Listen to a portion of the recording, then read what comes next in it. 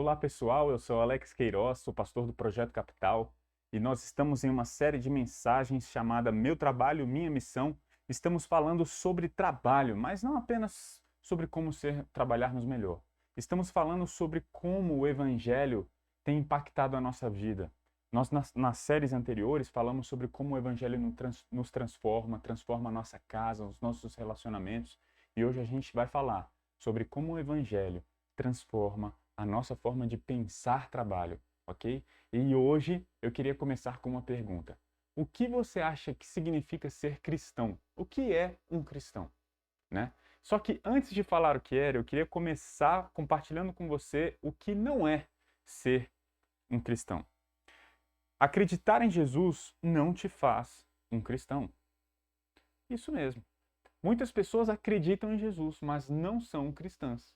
Muitas pessoas acreditam na existência de Cristo, mas não necessariamente são cristãs. Outra coisa que não te faz um cristão, levantar a mão no culto. E talvez você não tenha entendido o que isso significa, mas muitas igrejas, elas fazem o que as pessoas chamam de apelo. E falam, se você quer aceitar Jesus no seu coração, levante a sua mão e eu vou fazer uma oração por você. O fato de você um dia ter levantado a mão num culto, ou em qualquer lugar que seja, numa praça, não importa, não te faz um cristão. Você não é um cristão porque um dia você orou convidando Jesus para entrar no seu coração. É isso mesmo. Não fique chocado comigo, eu estou te falando a verdade. Tem uma outra coisa que não te faz um cristão. Ter sido batizado. E talvez algumas pessoas, não, Alex, aí você está pegando pesado demais. Mas o batismo não significa necessariamente que você teve um encontro real com Jesus. Não mesmo. É lógico, o batismo ele é um ponto de partida, ele é um ponto inicial para uma declaração. Pessoas que querem viver para Jesus, elas necessariamente elas vão querer se batizar, porque o batismo é essa porta de entrada, é essa declaração externa de algo que aconteceu internamente. Entretanto, nem todas as pessoas que se batizaram um dia são verdadeiramente cristãs. E quarta e última coisa, o que significa ser um cristão? Seguir a Bíblia não te faz um cristão, ok? Tem pessoas que leem a Bíblia, acreditam na Bíblia, gostam da Bíblia, mas não são cristãs. E agora então eu quero te dar uma boa resposta. O que significa ser um cristão? De acordo com a Bíblia, ser um cristão é ser um discípulo de Jesus. É isso que é ser um cristão, é ser um discípulo, um seguidor de Jesus. Eu queria te falar que a palavra cristão aparece pouquíssimas vezes na Bíblia. Primeiro, não aparece nenhuma vez no Antigo Testamento. Para algumas pessoas isso é óbvio. No Novo Testamento aparece umas 3 ou 4 vezes, se eu não me engano. E como essa palavra ela apareceu na Bíblia? Ela não foi dita por um grupo de pessoas que eram seguidoras de Jesus e falaram, nós somos cristãos. Não foi assim. Na verdade, as pessoas foram denominadas cristãs. As pessoas que não seguiam a Jesus olharam os seguidores de Jesus e falaram, olha ali os cristãos. Sabe o que cristão significa? Pequeno Cristo. Em outras palavras, ser cristão, de acordo com a Bíblia, são pessoas que se parecem com Jesus. São pessoas que as pessoas olham e falam, essa pessoa se parece com Cristo. Isso é ser um cristão, de acordo com a Bíblia. E antes dessa palavra aparecer na Bíblia, das pessoas falarem, olha ali os cristãos, como Jesus se referia àqueles que o seguiam? Como seus discípulos. E é isso, um cristão é uma pessoa que segue a Jesus, que é um discípulo. A palavra discípulo é um estudante, é aquele que tem um mestre, é aquele que tem alguém que vai à sua frente. Só que não é apenas alguma. O que significa então mais profundamente um seguidor ou um discípulo de Jesus? Eu queria te falar, mostrar na verdade, que Jesus falou isso. Ele disse assim: então, Jesus disse aos seus discípulos: se alguém quer ser meu seguidor, se alguém quer ser meu discípulo, negue-se a si mesmo, tome a sua cruz e siga-me. Ok? Esse é o verdadeiro discípulo de Jesus. Esse é o verdadeiro cristão. O verdadeiro cristão é aquele que disse, negou a sua vida, negou o seu eu, colocou Cristo no centro da sua vida. Quem manda agora, os verdadeiros cristãos, eles falam, quem manda agora na minha vida não sou eu. Os verdadeiros cristãos, eles abrem mão das suas próprias vontades. Sabe para quê? Para fazer a vontade de Jesus. Para fazer a vontade do seu mestre. Negue-se a si mesmo, toma a sua cruz. Você sabe que hoje a cruz está na moda. Tem muitas pessoas, mas muitas pessoas, cristãs e acreditem, não cristãs, que tatuam cruz no corpo. A cruz está na moda, a cruz virou um sinônimo até de beleza, de cool, de legal, uau, olha que massa, ele tem uma cruz no corpo. Entretanto, na época de Jesus, a cruz era um sinal de escárnio. A cruz era um sinal de nojo. A cruz era um sinal, a cruz era para as piores pessoas da época, ok? Então, muitas pessoas poderiam até receber prisão perpétua, mas ser morto pela cruz apenas os piores daquela época. Quando Jesus vira e fala, toma a sua cruz, eu fico imaginando as pessoas que entendiam a cruz dessa forma, ouvindo, como assim toma a cruz? Jesus está me chamando para ser um bandido? Jesus está me chamando para ser a escória da sociedade? Jesus estava falando, negue-se a si mesmo, tome a sua cruz e siga-me. Jesus está chamando as pessoas para morrerem para si mesmas e viver para Ele. É isso. Isso é um verdadeiro discípulo de Jesus. E se o seu propósito é ser um discípulo de Jesus, se um dia você foi alcançado, você agora tem um desafio. Você agora, como discípulo de Jesus, você quer viver no mundo de uma maneira que agrada a Jesus. E você não pode ser mais um cristão 007. Sabe o que é um cristão 007? Um agente secreto. Aquele que ninguém sabe que é.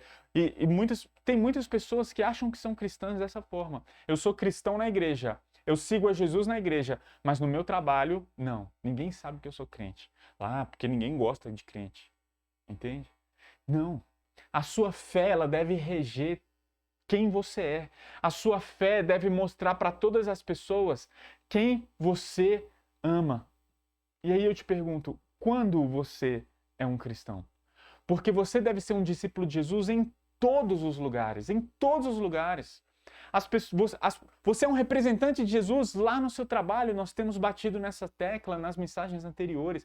Deixa eu te falar, você não consegue dissociar, não poderia dissociar a sua fé de tudo que você faz. E aqui eu quero mostrar uma forma errada de unir a fé ao seu trabalho. Como você une equivocadamente a fé e trabalho? Como você faz essa junção de maneira equivocada? Quando você pensa em fé e trabalho, quando você tenta unir essas duas coisas como duas peças de Lego, ok? Por quê? Porque parece que a fé é uma coisa, o trabalho é outra completamente diferente e você precisa unir as duas coisas. E se você virar e falar, não, eu quero agora desassociar minha fé, você vai lá e desconecta. Não. A sua fé diz respeito à sua cosmovisão. A partir de agora, você como cristão tem uma nova forma de pensar, tem uma nova maneira de viver, tem um novo padrão de vida a ser alcançado que deve ser aplicado para todas as áreas, um novo modo de vida que deve ser aplicado para todas as áreas da sua vida. Então, a sua fé, ela não é algo que você acopla ao seu trabalho. Não. Você não pode desassociar a sua fé do seu trabalho. Como então a gente deveria enxergar fé e trabalho? Aí eu preferiria usar como um fermento. O fermento, ele é aquilo que agrega a massa. O fermento é aquilo que faz a massa crescer. O fermento é aquilo que, quando misturado à massa, não tem como mais separar. É dessa forma que deveríamos unir fé ao trabalho. Não apenas pegar a fé, o trabalho e colocarem os dois como dois blocos. Não. A fé, a sua maneira de pensar, a sua cosmovisão, o seu cristianismo, o seu amor por Jesus deve reger todas as outras coisas. Por isso, uma maneira equivocada de pensar é quando você faz a pergunta assim: como mostrar fé no meu trabalho? Está lá o meu ambiente de trabalho. Como eu vou mostrar fé no trabalho? É mais do que isso. Na verdade, a sua fé é quem você é. A sua fé aquilo que você abraçou, é quem você abraçou. E agora não tem como você não mostrar fé no seu trabalho. É por isso que eu comecei fazendo a pergunta: quem é um cristão? Você quer unir fé ao trabalho? Deixa eu te falar, começa com quem é o seu dono. Começa com o que você realmente crê. Começa com qual é a razão da sua vida. Começa com a pergunta: qual o propósito para o qual você acorda de manhã? Não é mais para o seu trabalho. Em primeiro lugar é Cristo Jesus. Em primeiro lugar é sua fé. E aí então, uma vez que isso te toma, uma vez que o evangelho te toma, aí sim você vai para o seu trabalho e você precisa mostrar a sua fé. Não porque você vai ver como a sua fé vai ser vista lá, não. Mas porque a sua fé está em você e você lá vai levar necessariamente a sua fé. Eu consegui me fazer um pouco claro aqui. Por isso, a gente tem que entender a grandiosidade do que é ser chamado por Jesus. A gente tem que entender a grandiosidade da salvação. Por isso, eu repito inúmeras vezes, pare de focar nos privilégios de ser salvo e comece a focar nas responsabilidades de você ter sido salvo por Jesus. Porque você precisa alcançar as pessoas lá no seu trabalho.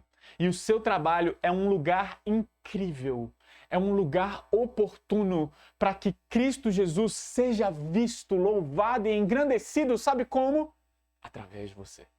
Através de você. Deus te chamou. Deus te chamou. Nós normalmente nós valorizamos, hipervalorizamos. Nossa, você viu? Ele foi lá para a África onde ninguém queria ir. E eu estou realmente ansiando pelo momento em que cristãos, eles vão ter essa convicção: Deus me chamou para representá-lo aonde eu estou, lá no meu trabalho. E você é um representante de Deus lá no seu trabalho. Isso não é pouca coisa, isso é um grande propósito. E a gente precisa lembrar desse propósito todas as vezes quando vamos trabalhar. Todas as vezes, sabe por quê? Porque isso muda tudo, isso muda a maneira como a gente trabalha. Pessoas que trabalham com um grande propósito em mente do seu trabalho, elas trabalham melhor. O Michael Wharton, no seu livro O Cristão e a Cultura, ele conta uma história famosa, contada por outros autores, de uma pessoa que estava passando em frente a uma construção e perguntou para o pedreiro: o que você está fazendo? E um disse: eu estou amontoando tijolos. Perguntou para o outro: e você? O que você está fazendo? O outro disse: eu estou fazendo cimento. E para o outro ele perguntou: o que você está fazendo? Eu estou construindo uma catedral. Aí eu te pergunto, qual dos três você acha que trabalhava com mais entusiasmo? Certamente o terceiro, certamente o terceiro. Sabe por quê? Porque o propósito dele, ele entendia que ele não estava apenas colocando tijolos ou pedras em uma parede. Ele estava construindo uma linda catedral. Isso traz significado para aquilo que você está fazendo. E deixa eu te falar, saber que você é um representante de Deus no seu trabalho traz o significado suficiente e incrível para que você trabalhe com alegria, determinação. E é isso que a gente está tentando construir aqui. Se eu te perguntasse o que você faz no seu trabalho, será que você responderia: eu preencho planilha. Né? Eu só faço uma planilha lá. Eu fico na internet, eu faço um call center, eu trabalho lá no call, eu atendo pessoas, eu vendo coisas. Não. Não é isso que você faz. Você não preenche planilhas no seu trabalho. Você representa Deus no seu trabalho. Você está em uma empresa e você quer o bem da empresa, você tem que entender a visão da empresa, você tem que entender qual é a utilidade daquela empresa, as vidas que estão sendo transformadas através daquela empresa e abraçar aquilo e não apenas preencher planilha, entende? Você não trabalha apenas pelo dinheiro. E se o teu emprego, se a empresa para a qual você trabalha não tem grande significado, deixa eu te falar, você recebeu de Deus grande significado. Você está lá no seu trabalho para representar e adorar a Deus. Dave Ramsey, ele disse: quando trabalhamos para um chamado maior, isso muda a qualidade do nosso trabalho. Isso é incrível. Quando trabalhamos para um chamado maior, isso muda a qualidade do nosso trabalho. Tem muitas pessoas que estão focando no que fazem Ah, eu não gosto muito do que eu faço. Você já viu os testes vocacionais? Vamos ver o que você gosta de fazer. Não, pouco importa o que eu gosto de fazer. E muito importa como eu vou fazer o que eu faço. Todo trabalho é digno, porque todo trabalho ele tem a oportunidade de adorar, ser um meio de adoração a Deus. E todo trabalho é um meio de representar a um Deus trabalhador. O nosso Deus trabalhou em seus 6 dias e descansou no sétimo. Nós somos representantes de Deus. Por isso nós trabalhamos. Nós precisamos trabalhar como representantes de Deus, trabalhar com dedicação, com afinco, entende? E então a questão não é muito o que você faz. E quando a gente fala sobre redimir o trabalho, sobre redenção no trabalho, pare de focar na mudança naquilo que você faz e começa a mudar. Comece a colocar o foco no padrão, no como você faz o que você faz. Comece a focar nisso e você vai ver o seu trabalho sendo redimido. Pare de falar, eu preciso mudar de trabalho, ou eu estou infeliz. Pega lá onde você está, pega o que você está fazendo e mude a postura. E coloque a sua fé dentro de você, deixa queimar de tal forma que a sua fé vai mudar a forma e os padrões com os quais você trabalha. Por isso eu digo, não é o que você faz, mas como você faz. Não é o que você faz, mas para quem você faz. O trabalho ele pode ser terreno, mas se feito para o Senhor, pode se tornar uma realidade celestial.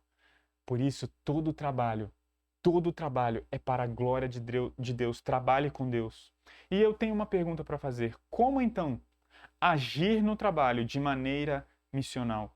Como eu posso usar o meu trabalho para alcançar pessoas, para levar Jesus? Essa é a pergunta que a gente vai responder nessa mensagem. Como agir no trabalho de maneira missional?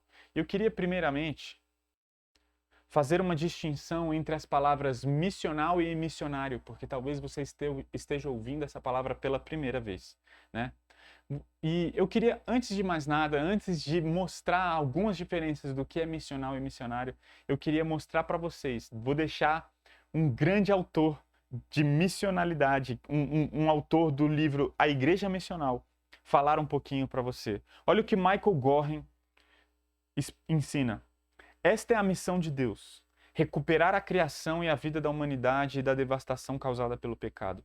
A função da igreja nessa história é participar na missão de Deus. Devemos estar envolvidos na obra de Deus de restauração e cura. Isso define a identidade e o papel da igreja. Deus chamou a igreja, sabe para quê? Não foi apenas para salvá-la. Deus chamou a igreja para uma responsabilidade. Qual é a responsabilidade da igreja? Se unir à tarefa de Deus. Deus está em missão, isso me empolga, isso me empolga. Deus está em missão. E sabe quem ele convidou para participar da missão dele? A igreja, os cristãos. Os cristãos estão em missão porque o seu Deus está em missão. E sabe qual é a missão de Deus? Não é uma missão baixa. Deus está querendo restaurar o cosmos, todas as coisas. Deus está querendo alcançar, reconciliar os perdidos a Ele. E sabe a quem Ele deu essa tarefa? Os cristãos, os discípulos de Jesus. Nós temos uma grande tarefa nas nossas mãos, entende? Sabe o que significa então ser missional? É se unir à missão de Deus na terra. Michael Gorin disse: missão é o que Deus está fazendo em favor do mundo. É o propósito de Deus a longo prazo para renovar a criação. O povo de Deus é missional pelo fato de que se envolve nessa obra em favor do mundo. Sabe o que significa ser missional? Se juntar a Deus na obra em que Ele está fazendo.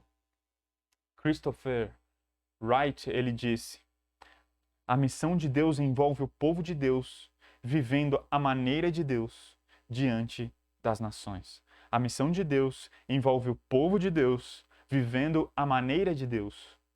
O povo de Deus seria um sinal atraente diante das nações. Gente, por isso não é tanto o que você faz, mas como você faz. A missão de Deus envolve o povo de Deus vivendo a maneira de Deus para que as nações vejam quem é Deus. Através da nossa maneira de viver, através da nossa maneira de trabalhar, através do grande propósito para o qual trabalhamos. Imagine pessoas dentro de um trabalho e nenhuma tem um propósito tão significativo quanto você que se diz cristão. E eles trabalham cabisbaixos, desanimados. Mas você tem a oportunidade de trabalhar alegre. Eles vão falar, cara, por que você trabalha com tanta alegria se você recebe tão pouco? Todos nós estamos trabalhando em condições difíceis, mas você está aqui animado. Por que você trabalha assim? Porque o meu propósito para trabalhar não é para aquilo que eu ganho, não é para ganhar um salário, não tem a ver com o que eu ganho, não tem a ver com as circunstâncias difíceis dentro do trabalho. Eu trabalho para representar a Deus.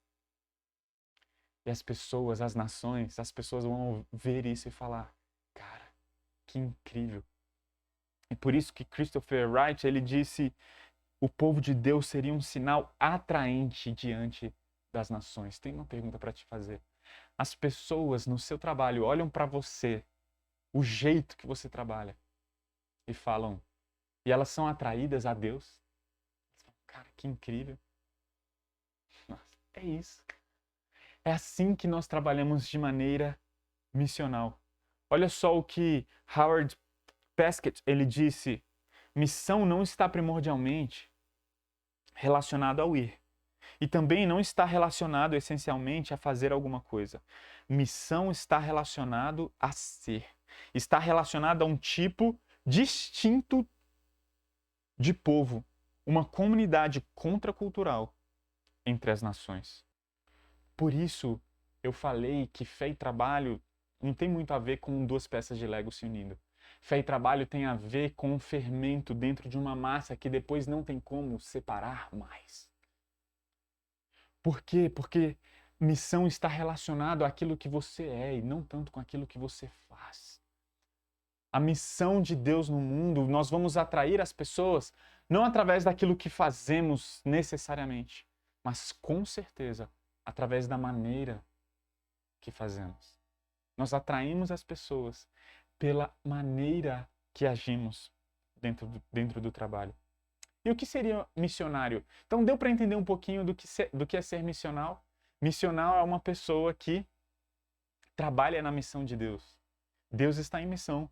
Uma pessoa missional é aquela que está dentro da missão de Deus, que falou, eis-me aqui, eu sou cristão, eu sou um seguidor de Jesus, o que ele falar para mim eu faço, a maneira que ele pedir para eu trabalhar eu trabalho, eu vou abraçar os padrões que ele estabeleceu para a minha vida e para o meu trabalho. Isso é ser missional. E o que é ser missionário? De acordo com a Bíblia, a palavra missionário é a palavra apóstolo, que significa enviado. Necessariamente, missionário é uma pessoa que se desloca. E na Bíblia é um deslocamento de terreno, sabe? É uma pessoa que está em um lugar e vai para outro lugar. Na Bíblia, missionário é isso. É uma pessoa enviada para um outro lugar, né? Entretanto, nós ouvimos e eu entendo perfeitamente quando pessoas falam, você é um missionário lá no seu trabalho. Você é um missionário no seu trabalho, né? Deslocou da casa para o trabalho. Mas o ponto que eu quero chegar é, você é um missionário no seu trabalho, eu entendi. Mas, por outro lado, a gente tem que abraçar o conceito, na verdade, de missionalidade. Porque missão, Deus está em missão e nós, como cristãos, estamos também em missão, debaixo da missão de Deus. E eu acho um erro muito grande quando as pessoas pensam equivocadamente sobre o conceito missionário. Ah, você é um missionário lá no seu trabalho. Quais são os dois erros que eu acho que as pessoas cometem? Primeiro, diminuir o conceito e o propósito da missão, quando falamos que missão é cumprida apenas por missionários. Então, eu acho que é por isso que as pessoas falam, olha, você é um missionário lá no seu ambiente de trabalho. Quando uma pessoa faz uma afirmação dessa, os pastores, seja lá quem for, eles estão querendo mostrar, olha, não são apenas os missionários que estão cumprindo a missão, você também está cumprindo a missão. E eles estão certos. É verdade. Você precisa representar a Deus no seu trabalho, porque o missionário que está lá não sei onde, ele não vai falar de Jesus para as pessoas que estão ao seu redor. Por isso, diminuir o conceito e o propósito de missão e falar que apenas quem cumpre missão são missionários é um erro. todo cristão está em missão. Por outro lado, existe um erro que eu também acredito. Diminuir a amplitude da missão quando enxergamos apenas o nosso vizinho como campo missionário também é um erro. Sabe por quê? Porque o chamado do cristão é Jerusalém, Judéia, Samaria, até os confins da terra. Ou seja, nós precisamos sim enviar missionários, pessoas que vão para países que não pode se pregar o evangelho.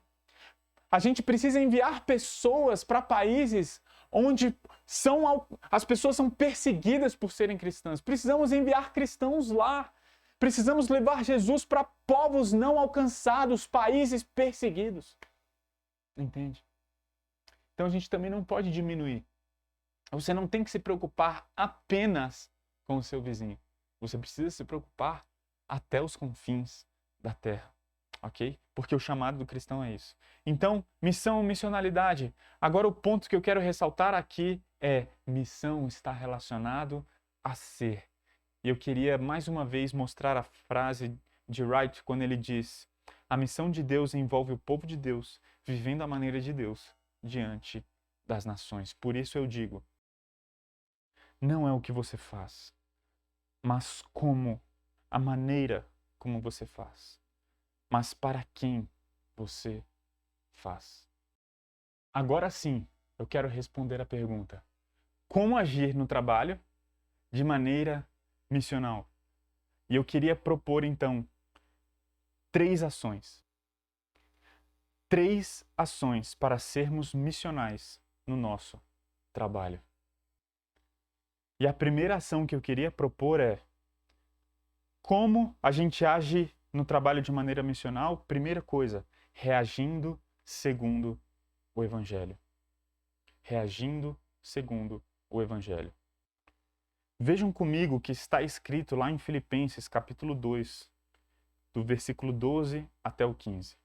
Diz assim: trabalhem com afinco a sua salvação, obedecendo a Deus com reverência e temor, pois Deus está agindo em vocês, dando-lhes o desejo e o poder de realizarem aquilo que é do agrado dele.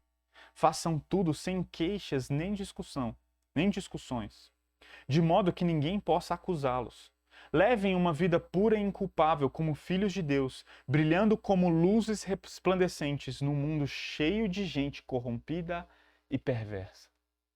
Eu não sei você, mas eu fico impactado com esse texto. Nós devemos desenvolver a nossa salvação com temor e tremor. Nós precisamos, como o texto diz, trabalhar com afinco na nossa salvação a fim de obedecer a Deus em tudo. Mas preste atenção, qual é o objetivo descrito aqui nos versículos 14 e 15. Façam tudo isso sem queixas nem discussões, de modo que ninguém possa acusá-los. Levem vocês uma vida pura e inculpável como filhos de Deus, brilhando como luzes. Sabe por quê? Porque o mundo está perdido, de acordo com o texto. Fala que o mundo está cheio de gente corrompida e perversa. E a maneira como a gente reage, sem discussão, sendo inculpável, faz com que as pessoas falem: esses realmente são filhos de Deus. Quando a gente reage de maneira equivocada, nós afastamos as pessoas de Deus. Quando a gente reage de maneira equivocada, as pessoas olham para nós e falam: essa pessoa não age como Deus. E as pessoas têm um determinado padrão. E sabe o que é interessante? Porque o trabalho é o contexto perfeito para agirmos como Deus. Para agirmos como representantes de Deus. Sabe por quê? Porque o trabalho está debaixo de maldição, como a gente falou na primeira mensagem. O trabalho é bênção. O trabalho é uma forma de representar um Deus trabalhador. O trabalho em si não é algo ruim. Entretanto, ele está debaixo de maldição. E por estar debaixo de maldição, as pessoas facilmente no seu trabalho, elas vão encarar o trabalho ou como um ídolo, ou como uma maldição, ou como uma coisa ruim. E o trabalho em si não é ruim, o trabalho é bênção. Nós precisamos resgatar isso. Porque quando, lá no nosso ambiente de trabalho, por vivermos em um mundo corrompido e perverso, as pessoas ou elas vão odiar o trabalho, ou elas vão amar o trabalho. De tal forma que elas vão fazer do trabalho um Deus. E olha só que incrível, olha só que incrível a oportunidade que eu e você temos de mostrar que nós não trabalhamos por idolatria ao trabalho e nós não odiamos o trabalho. Não é incrível? A gente pode mostrar que a gente trabalha com dedicação e afinco porque trabalhamos para Deus. Brilhamos Jesus quando adoramos a Deus no trabalho. Podemos mostrar adoração a Deus em meio ao trabalho. Por isso, o nosso ambiente de trabalho é um ambiente perfeito para mostrarmos a grandeza de Deus. Muitas pessoas falam, eu vou ali ao serviço. Cara, eu acho que as pessoas não têm ideia do que elas estão falando. Porque essa ideia é perfeita. É isso mesmo. Você não vai apenas trabalhar, você vai servir. Você vai servir a Deus, você vai servir as pessoas. Lá no seu ambiente de trabalho, sabe como você mostra uma reação diferente das outras? Quando tem uma pessoa super chata, difícil de trabalhar, e você é paciente com ela.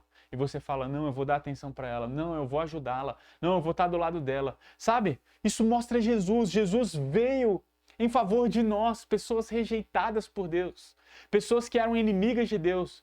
Jesus veio e nos amou. Nós devemos amar os rejeitados lá no nosso trabalho, devemos abraçar as pessoas. Sabe aquelas pessoas que são difíceis de trabalhar? Você deve abraçar aquelas pessoas, ajudá-las. Enquanto todo mundo está indo em uma direção, você vai mostrar um outro padrão.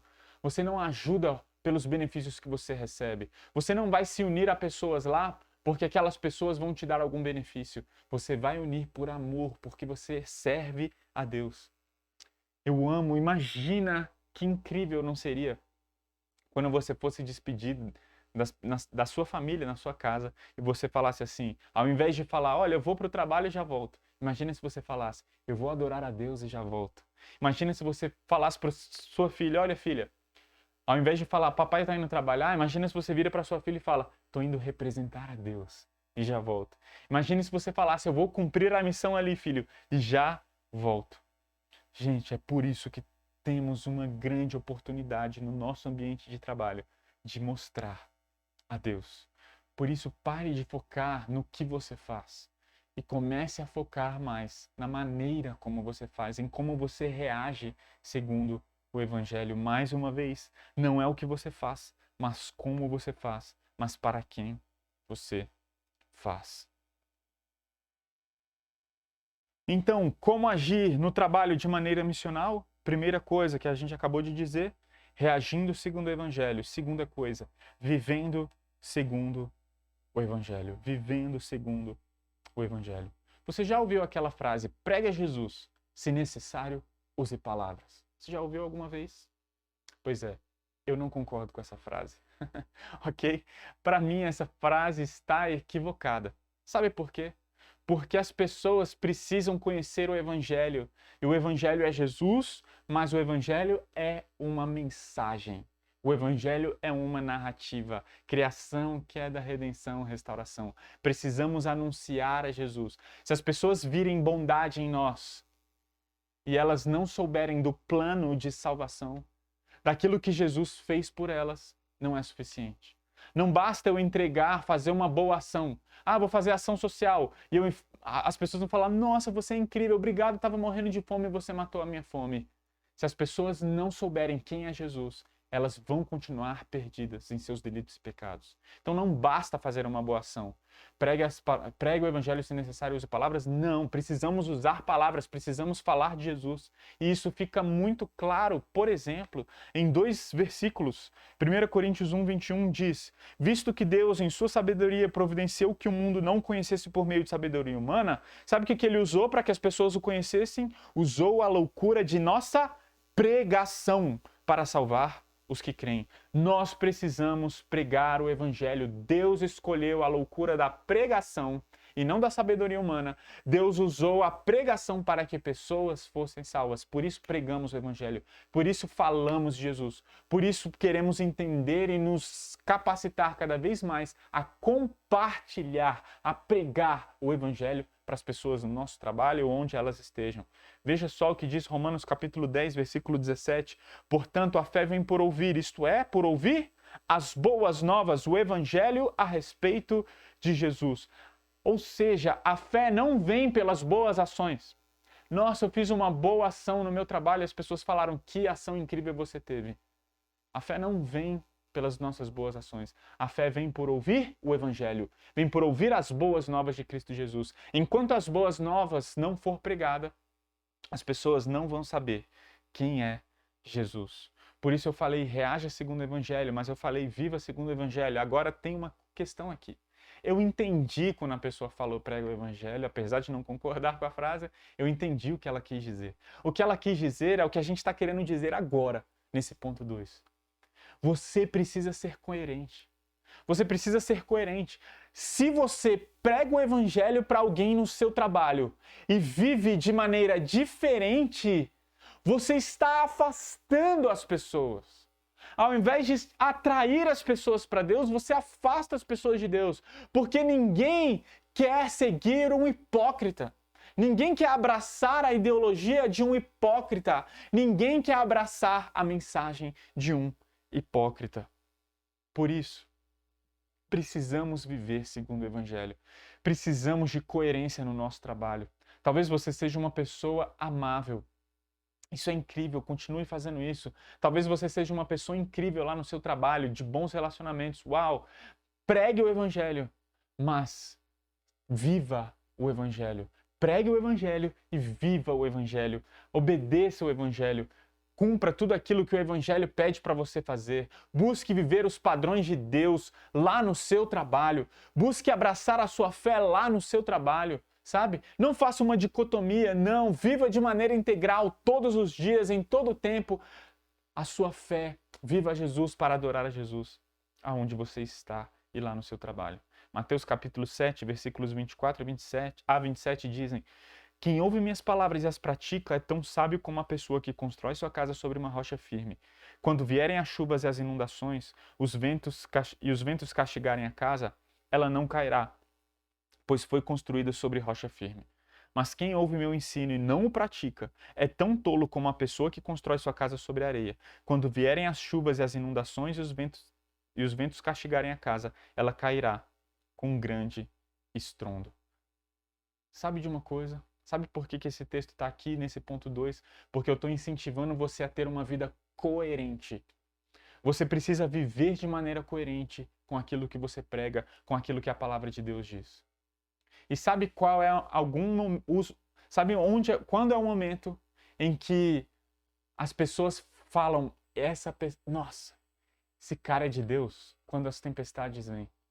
Quando as tempestades vêm, a sua coerência, ela é vista sobremaneira no meio da tempestade.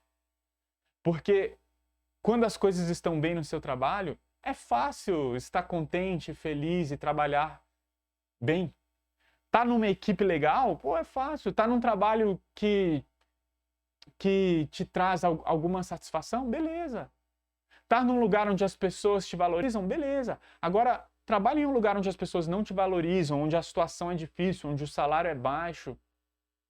Ali é a oportunidade de mostrarmos Jesus. E quando as tempestades vêm, a gente mostra a nossa coerência. A gente mostra que a gente está ali não por causa dos benefícios que a gente recebe, mas para representar a Deus. Por isso, viva segundo o Evangelho. Viva segundo o Evangelho. Terceira e última coisa. Como agir no trabalho de maneira missional? Primeiro, reagindo segundo o Evangelho. Segundo, vivendo segundo o Evangelho. E terceiro, testemunhando segundo o Evangelho. Como eu acabei de dizer, é nas situações difíceis, é nas situações adversas que a gente mostra se a gente está adorando a Deus ou aos benefícios que o trabalho traz. Você honrar a Deus num ambiente incrível, você honrar a Deus andando de BMW, é fácil. Eu quero ver você honrar a Deus. Eu quero ver você testemunhar segundo o Evangelho em situações difíceis. Todo mundo está pronto para receber promoções e aumento, mas nem todos estão prontos para lidar com frustrações. A maneira como você lida com as frustrações do seu trabalho revela o Deus a quem você adora. Vou repetir. A maneira como você lida com as frustrações no seu trabalho revela o Deus a quem você adora. Por isso, vá para o trabalho com uma bacia e uma toalha. Vá servir as pessoas. Vai amar as pessoas. Pare de focar em você, nos benefícios que o trabalho pode te trazer e foque em servir e amar as pessoas. Eu queria te mostrar um texto lindíssimo que está lá em 2 Coríntios, capítulo 1, versículos 3 a 6.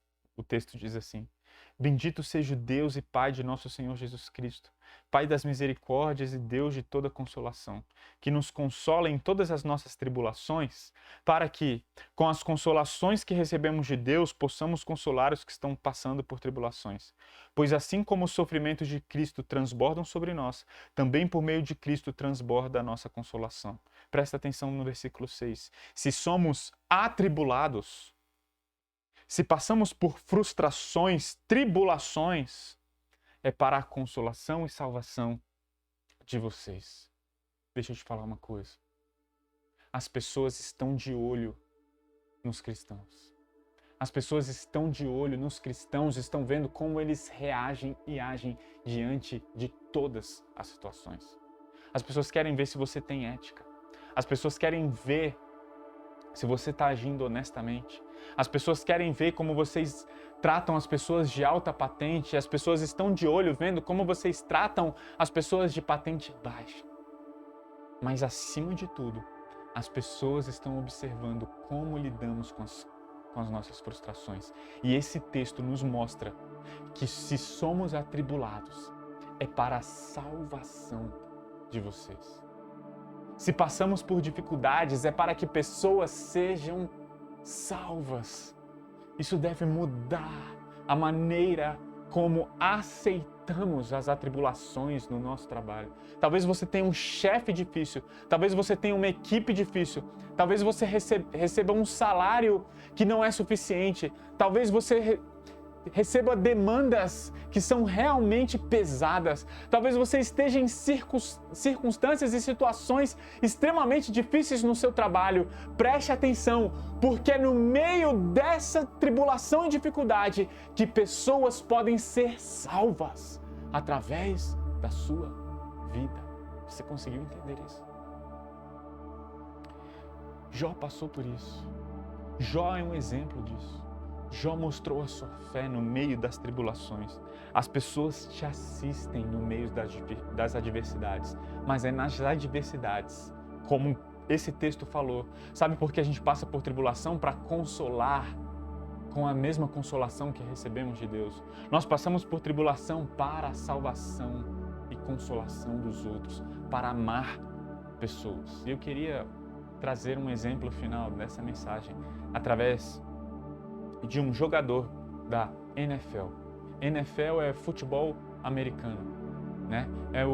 Não sei se você já assistiu o NFL alguma vez na sua vida, nós estamos no país do futebol, né? Mas eu queria dar um exemplo do futebol americano, ok? Na temporada de 2017, o time do Philadelphia Eagles foi campeão. E os Eagles foram campeões nessa temporada, e eles tinham um quarterback, não sei se você tem ideia do que seja isso, mas o quarterback é o principal jogador do time. Por quê? Porque ele, se você já viu alguma vez futebol americano, ele é aquele que lança a bola, ok? E ele, diferente de alguns esportes coletivos, ele sim é o principal, definitivamente o quarterback é o principal jogador do time. Lógico que ele não vence sozinho, mas ele é muito importante, ok? E tinha um quarterback nesse time chamado Carson Wentz. E o Carson Wentz, ele amava Jesus. O Carson Wentz, se você perguntasse quem você é, antes de falar eu sou quarterback dos Eagles, ele ia falar eu sou discípulo de Jesus. Eu amo Jesus, acima de todas as coisas. Antes de eu ter o futebol americano, eu tenho Jesus. Antes de ter um trabalho, eu tenho a Cristo. O Carson Wentz, o quarterback dos Eagles, ele estava preocupado em fazer discípulos. E a gente sabe, através de relatos, que nos tempos vagos, o Carson Wentz, ele fazia estudos bíblicos no sábado, ele juntava o pessoal da equipe e ele compartilhava e pregava a Jesus para a sua equipe. Mas sabe o que é mais incrível? O Carson Wentz tem um testemunho que é grandioso. E por que eu coloquei essa foto? Porque nesse ano em que os Eagles foram campeões da NFL, nesse mesmo ano, o Carson Wentz estava liderando a equipe com grande excelência, sendo um grande capitão, sendo um grande quarterback para a equipe. E antes de chegar nos playoffs, no último jogo antes deles entrarem nos playoffs, o Carson Wentz machucou o joelho. E ele rompeu o ligamento do joelho. E ele ficou fora dos playoffs. Entretanto, para pensar. Um jogador... Aquilo era tudo que ele sonhou na vida. Era participar da final da NFL, que o pessoal chama de Super Bowl, que é a final das duas divisões. E eles estavam então... esse é o grande sonho de todo jogador.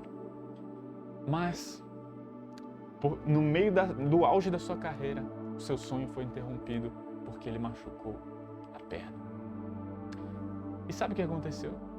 Sabe o que o Carson Wentz disse? Você consegue ver alguns vídeos dele contando esse testemunho no YouTube. Olha o que o Carson Wentz afirmou. Ele disse assim: com toda a dor que eu estou passando, eu penso no que Jesus passou por mim.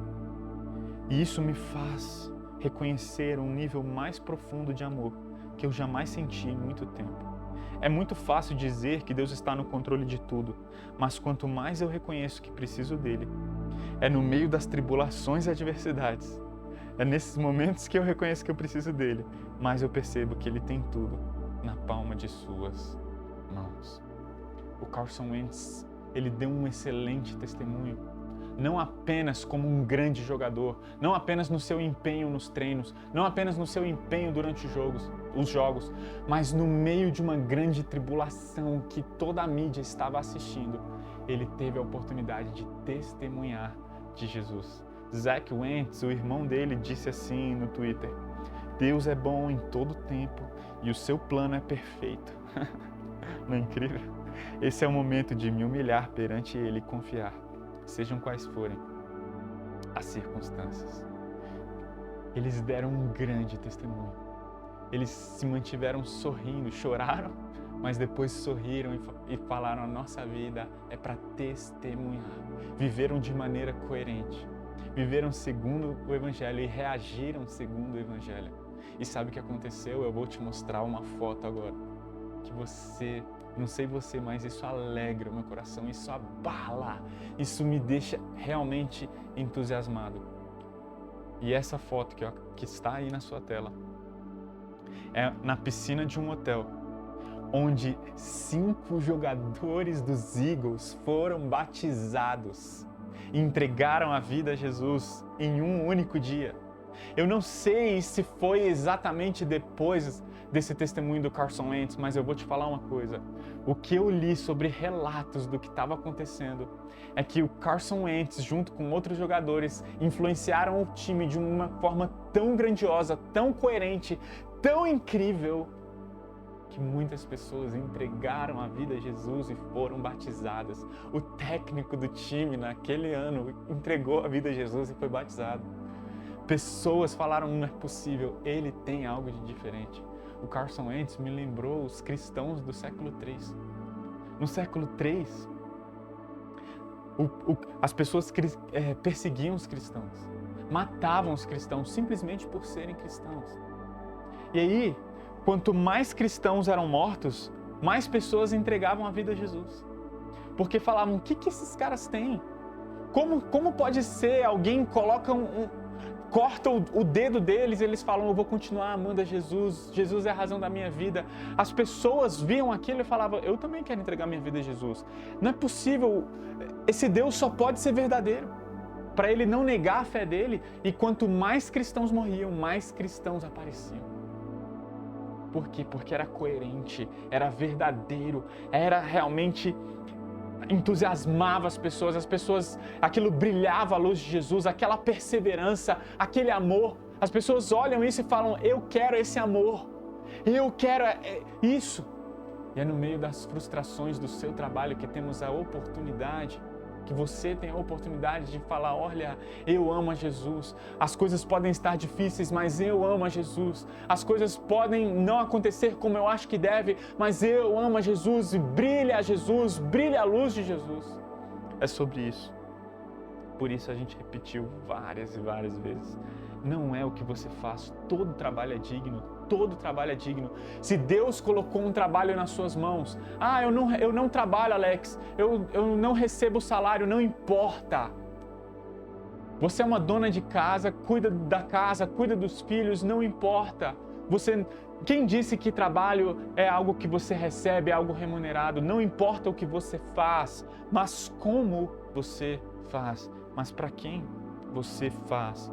Por isso eu te digo, Deus não está preocupado em mudar a situação em que você está. Deus está preocupado em mudar a maneira como você reage à situação em que você está. Você entendeu isso? Não é, sobre acrescentar a fé ao trabalho, é sobre o seu cristianismo, o seu amor por Jesus, é sobre o Evangelho mudar tudo em você. E você ser uma pessoa diferente lá no seu trabalho. Você está aqui para fazer discípulos.